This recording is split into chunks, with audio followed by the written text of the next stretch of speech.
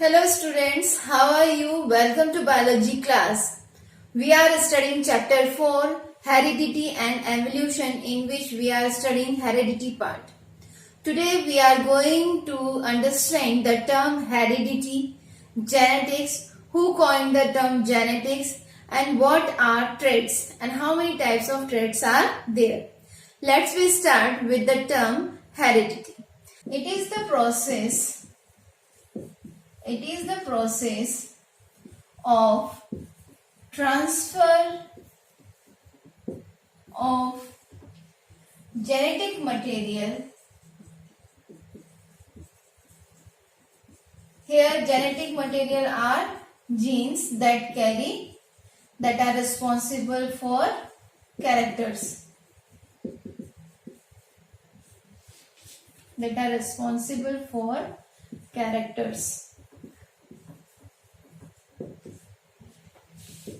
From one generation to next generation.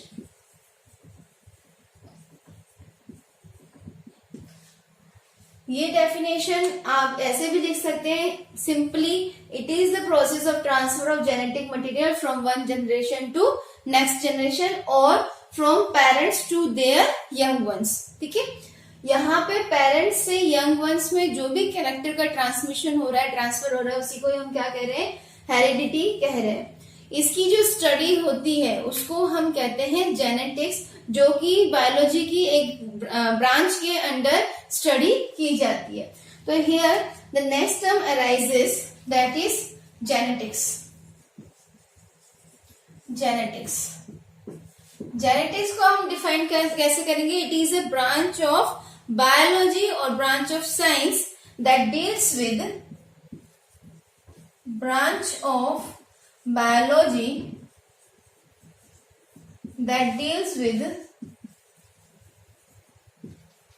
the study of transmission of characters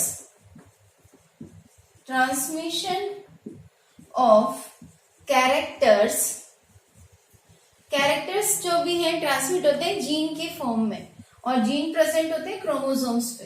ठीक है, तो transmission of characters भी लिख सकते हैं, ट्रांसमिशन ऑफ जीन भी लिख सकते हैं. Okay, from one generation to next, from one generation to next generation. साथ ही साथ किस तरह से ट्रांसमिट हो रहे हैं, क्या क्या लॉज ये गवर्न किए हुए हैं, उसकी भी स्टडी होती है साथ में. And the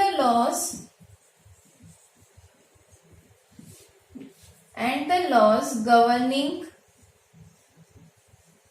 such transmission. ये ट्रांसमिशन किस लॉज के अंदर हो रहा है, किस तरह से हो रहा है, क्या मैकेनिज्म है, ये भी स्टडी की जाती है जेनेटिक्स में. तो genetics is a branch of science जहां पे ये स्टडी हो रही है, और इस प्रोसेस को हम कह रहे हैं हेरिडिटी.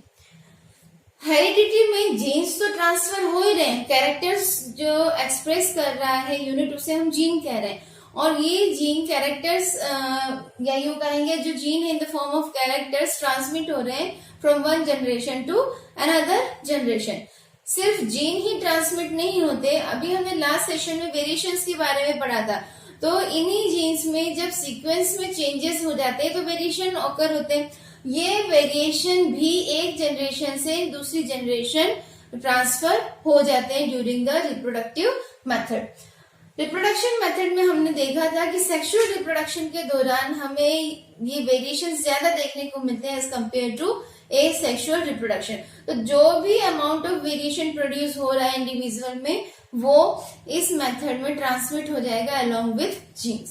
ठीक है, जो टर्म है जेनेटिक्स, सबसे पहले इसको कॉइन किया था, ये वर्ड जो है ये सबसे पहले दिया था W. बैटसन ने.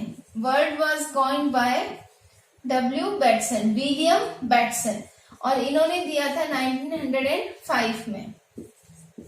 वर्ड जो जेनेटिक्स है given by William Bateson in 1905. Genetics में क्या क्या स्टडी होता है? जेनेटिक्स में क्या क्या स्टडी होगा? एक तो होगा स्टडी ऑफ हेरिडिटी, ठीक है, एक तो होगा स्टडी ऑफ हेरिडिटी जो कि ये पूरी प्रोसेस है, एंड वेरिएशंस, किस तरह से वेरिएशंस भी ट्रांसमिट होते हैं from one generation to another generation. तो broadly speaking genetics is the study of heredity and variations, ठीक है। अब ये ट्रांसमिशन कैसे हो रहा है, क्या क्या मैकेनिज्म है, क्या क्या मेथडोलॉजी है, इसकी स्टडी करी थी ग्रिगोर जॉन मेंडल ने, इसीलिए उन्हें फादर ऑफ जेनेटिक्स के नाम से जाना जाता है। बिफोर दैट हम यहाँ पर कुछ टर्म्स हैं जो कि जेनेटिक्स के रेफरेंस में है और वो आपको जानना बहुत जरूरी है, क्योंकि आगे जब हम इन लॉज को स्टडी करेंगे तो ये टर्म्स आपको उन लॉज को अंडरस्टैंड करने में काफी हेल्प करेंगे। तो आगे हम उन टर्म्स की स्टडी करेंगे। Now what is gene? Gene क्या है? बेसिकली हम फंक्शनल यूनिट ऑफ हेरिडिटी को जीन कहते हैं। It is a functional unit of heredity.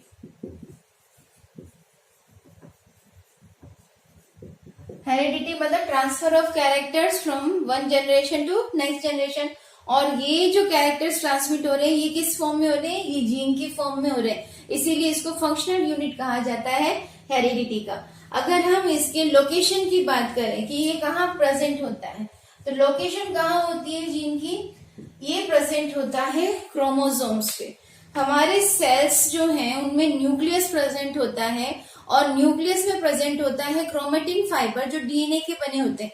Cell division के टाइम ये क्रोमेटिन फाइबर कंडेंस हो जाते हैं और थ्रेड लाइक स्ट्रक्चर्स बना लेते हैं जिसे हम क्रोमोसोम्स कहते हैं।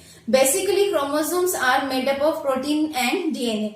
तो ये जो डीएनए के सेगमेंट्स हैं, छोटे छोटे जितने भी डीएनए के सेगमेंट्स होंगे उन्हीं को ही हम जीन कह रहे हैं, जो एक पर्टिकुलर लोकेशन पे प्रेजेंट होते हैं क्रोमोसोम्स पे, और ये रिस्पॉन्सिबल होते हैं हमारे इंडिविजुअल के कैरेक्टर्स के लिए, ठीक है। तो लोकेशन हम क्या देखेंगे? जीन्स आर प्रेजेंट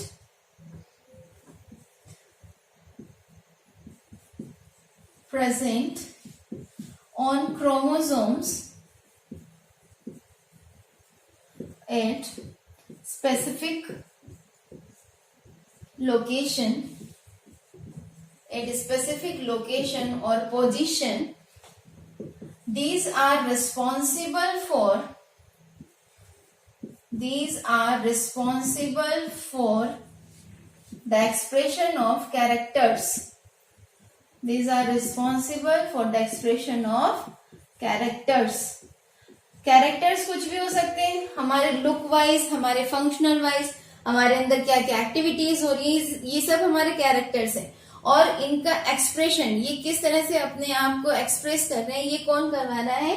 ये जीन करवाते हैं। That's why it is responsible for the expression of characters, ठीक है।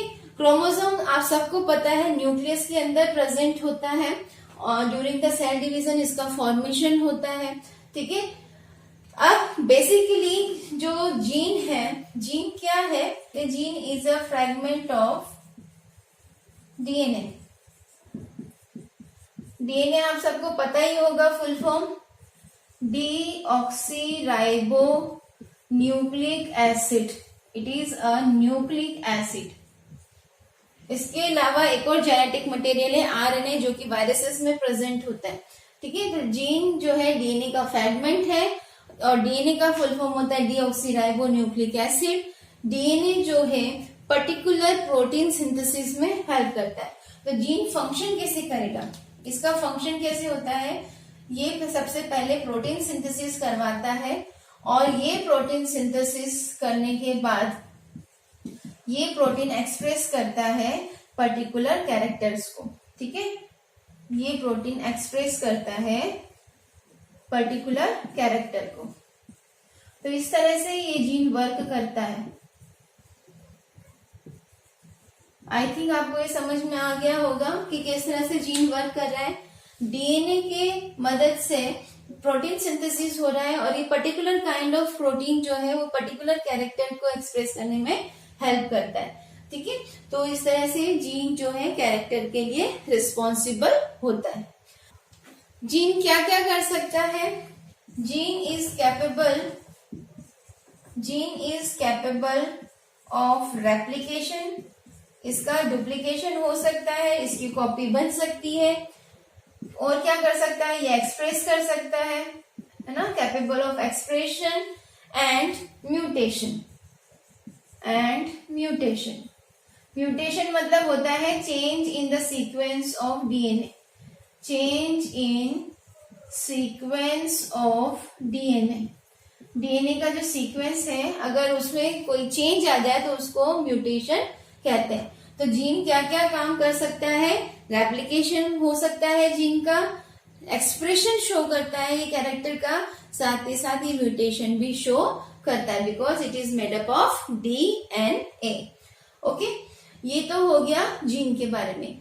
अब यहाँ पे हम बात कर रहे हैं कि जीन कैरेक्टर को एक्सप्रेस कर रहा है, तो जरूरी नहीं है कोई एक कैरेक्टर के लिए एक ही जीन रिस्पॉन्सिबल हो।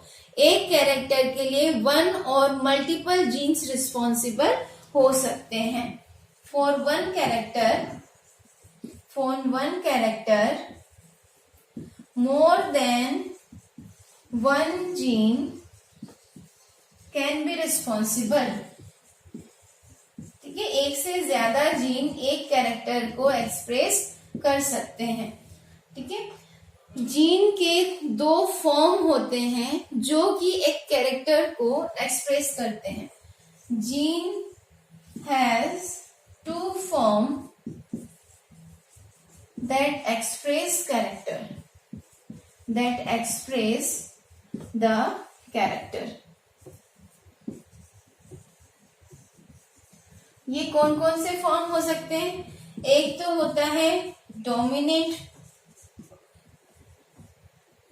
डोमिनेंट फॉर्म और दूसरा होता है रेसेसिव फॉर्म। ठीक है, जैसे एग्जाम्पल के तौर पे मैंने एक कैरेक्टर लिया हाइट, एग्जाम्पल के लिए मैंने कैरेक्टर लिया हाइट। अब हाइट दो तरह से एक्सप्रेस हो सकती है, या तो टॉलनेस में या फिर ड्वार्फनेस में, मतलब बहुत ज्यादा हाइट है टॉल है, या बहुत छोटी हाइट है ड्वार्फ है। तो इसके दो एक्सप्रेशन है, एक है टॉलनेस और एक है ड्वार्फनेस। तो ये जो दो एक्सप्रेशन है एक ही कैरेक्टर के, ये जीन्स के दो फॉर्म एक्सप्रेस करते हैं और इन दोनों फॉर्म को कहते हैं एलील्स। इन दोनों फॉर्म्स को हम क्या कहते हैं, एलील्स। तो कैरेक्टर तो हो गया हाइट जिसके लिए एक जीन रिस्पॉन्सिबल है, और इसके दो फॉर्म जो कि टॉलनेस और ड्वार्फनेस के लिए रिप्रेजेंट कर रहे हैं वो होते हैं एलील्स। एलील्स को हम लेटर्स, अल्फाबेटिक लेटर्स यूज करके डिनोट करते हैं।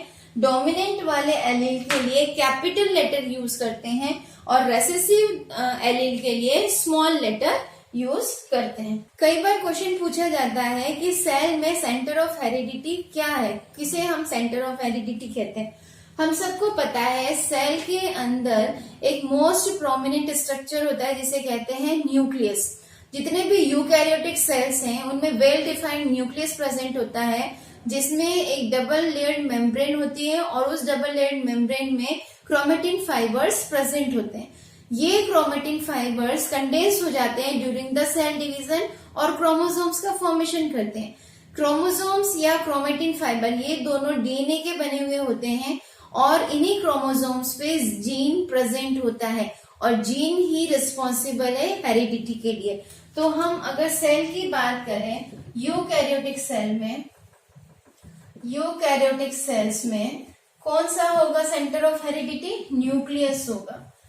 ठीक है, वेल डिफाइंड न्यूक्लियस है, well defined, that consist of DNA genetic material.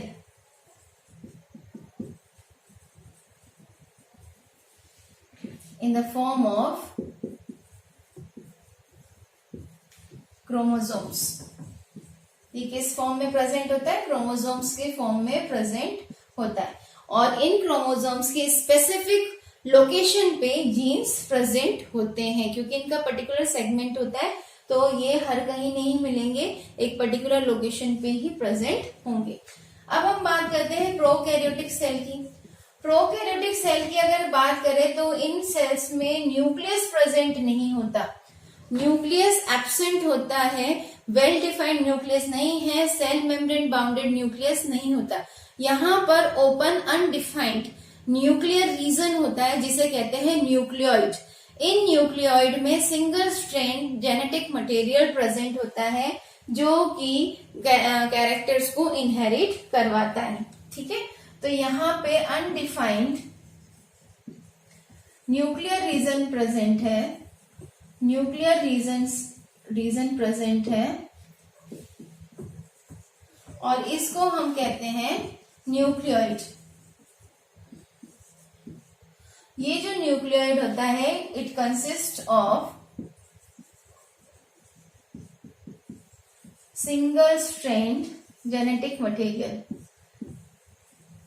Strand यहाँ पे पॉलीमर को कह रहे हैं, डीएनए भी पॉलीमर है जो कि डिफरेंट मोनोमर यूनिट से मिलकर बना हुआ है।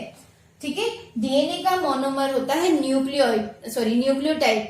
ये न्यूक्लियोटाइड आपस में फॉस्फेट ग्रुप के साथ कंबाइन होकर एक पूरी चेन बना लेते हैं डीएनए की, और ये जो डीएनए है ये यूकैरियोटिक सेल में डबल स्ट्रैंडेड में पाया जाता है, पर प्रोकैरियोटिक सेल में सिंगल स्ट्रैंड का पाया जाता है, सिंगल स्ट्रैंडेड जेनेटिक मटेरियल। अब हम करते हैं वायरस की बात।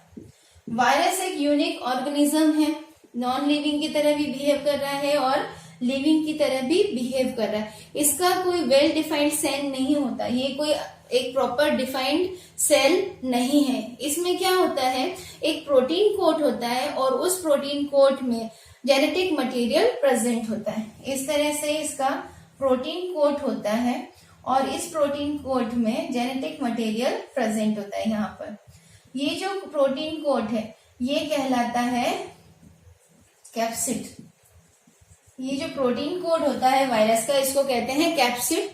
इसके अंदर जेनेटिक मटेरियल है, ये इसके बैक्टीरियोफेजेस लेग है जिसके कारण ये किसी दूसरे सेल पे जाकर चिपक जाता है और यहाँ से इस चिपकने के बाद ये वाला स्ट्रक्चर डिसोशिएट हो जाएगा और न्यूक्लियर जो भी जेनेटिक मटेरियल होगा वो अपने होस्ट सेल में ये डाल देगा और होस्ट सेल के साथ ही अपने आप को रिप्रोड्यूस कर लेता है। तो यहाँ जो जेनेटिक मटेरियल प्रेजेंट होता है, यहाँ जो जेनेटिक मटेरियल प्रेजेंट होता है ये या तो डीएनए का फॉर्म का होता है या फिर आरएनए फॉर्म में होता है।